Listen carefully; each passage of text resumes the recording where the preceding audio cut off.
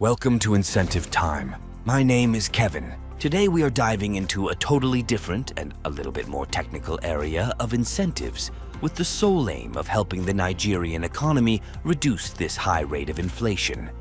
We want to draw our attention or our minds to the Ecowas directives on member states. Article 5 of Ecowas Directive propagate for a single tax reference system or regional benchmark for VAT.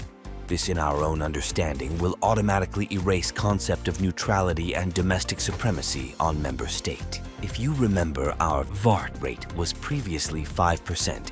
It was because of this same Article 5 of the Ecowas Directive that propelled the Nigerian government to move the rate to 7.5%. Because the guideline is suggesting that all member states should have a range of VAT rate between 5 to 18%.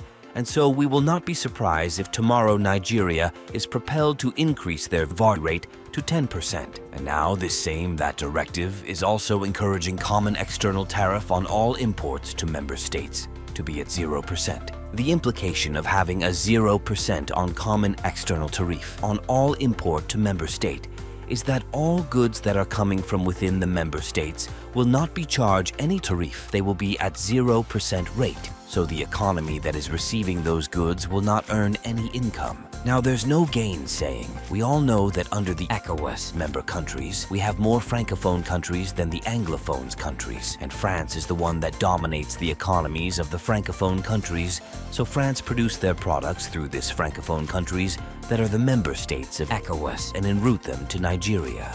Now, with a zero-rated common external tariff, it means that goods that coming from France to countries like Cotonou will come in without any tariff being applied to them. And this will not help the economy of Nigeria precisely, bearing in mind that Nigeria is already running on a consumption deficit of 2.3 trillion. It means that Nigeria will be receiving goods from outside the country without any revenue coming to them, but they will be forced to pay for this commodities. Because when the VAT rate has been increased from 5% to 7.5%, and if possible to 10%, it means that the cost of this goods in terms of consumption tax, what we call VAT, will increase, because that is what the Ecowas directive is stipulating. And so goods that coming from France to Nigeria are being consumed by Nigeria at a high VAT rate.